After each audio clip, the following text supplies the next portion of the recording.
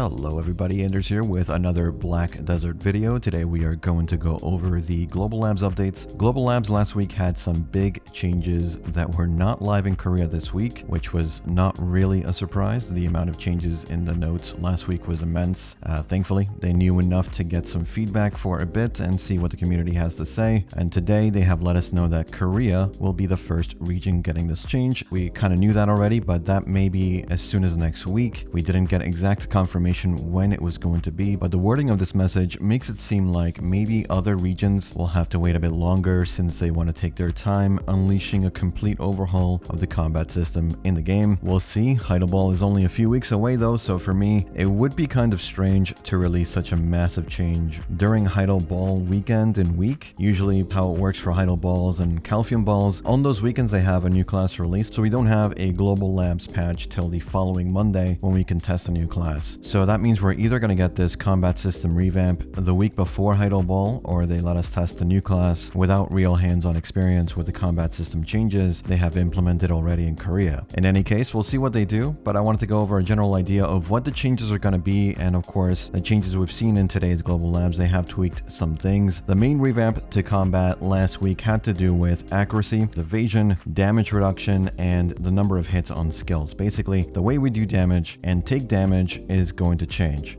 This is going to affect both PvE and PvP going forward, so it's an important change. The number of hits a skill deals is now reduced, and to compensate, they have increased our base skill damage, meaning we deal close to the same amount of damage as before, but with less hits. This should improve FPS and server lag that we get in large group fights. That's the idea anyway. The downside to this comes in the form of accuracy disparity between classes now being more pronounced, so they have also changed how accuracy rate works on all classes, and every skill for each class will now have a flat amount of accuracy rate. Depending on if the class has accuracy self buffs and evasion debuffs, the base accuracy rate can be higher or lower. They seem to be aiming for around 25% accuracy rate for skills. On classes with any skills or damage that is dealt by summons, you're looking at around a 35% accuracy rate for those summoned skills. They have also increased the base amount of accuracy on all classes by about 34 flat accuracy, and today they have gone ahead and nerfed any accuracy buffs on classes to max out at 6%, and then they have buffed the base accuracy rate on those classes to match an overall accuracy rate of 25%, some deviation depending on the class of course, but they are pretty close to all being 25% now. If we single out one class that received accuracy changes today, it would have to be Hashashin.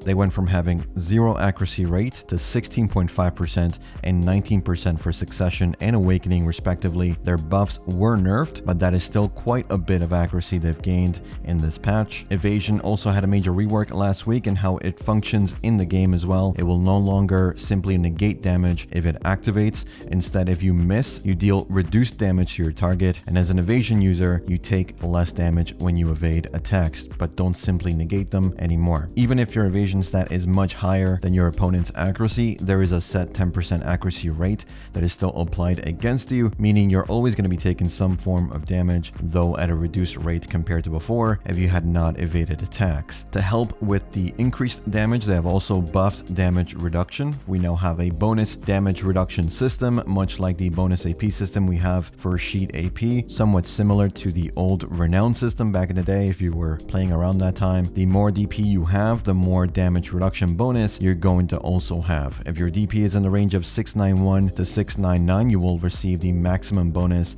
of all damage reduction plus 120, and the bonus range starts at 253 DP with a 2 DR bonus for that first bracket. Stacking buffs can be pretty powerful with all these changes, so like I said, they've nerfed a lot of the self buffs for accuracy and debuff effects as well on all classes that had them. Superarmor has also been reworked. It will now reduce the amount of damage you take by 10%. Some classes reduce even more. Strikers and Mystics, for example, reduce 25% of incoming damage, while in Superarmor, Succession Berserker last week reduced 25% of damage as well, but they have nerfed that this week. Now it is only 15% reduction, while in Superarmor if you're a Succession Berserker. Other classes don't reduce as much as these, but still at least 10%. All of the reductions get applied when you're using a Superarmor skill. The exception is if you're blocking as a shield class. This Superarmor reduction reduction will not apply even if your block has super armor on it. Shield users instead get a new damage reduction system on blocks. Succession Nova would reduce 60% of their incoming damage while in the blocking stance. Awakening Valkyrie, Succession Warrior, and Succession Guardian have 40% reduction while blocking, and Succession Valkyrie has 30% reduction while blocking as well. Other changes today had to do with PvP damage reduction rates, so the amount of damage you do solely in PvP. For the most part, it looks like they have nerfed most skills slightly. Draconia in particular had some heavier damage nerfs, and today they have also talked about mounted combat. They have struggled in the past to balance mounted skills for a long time, so they've said we can't really balance it,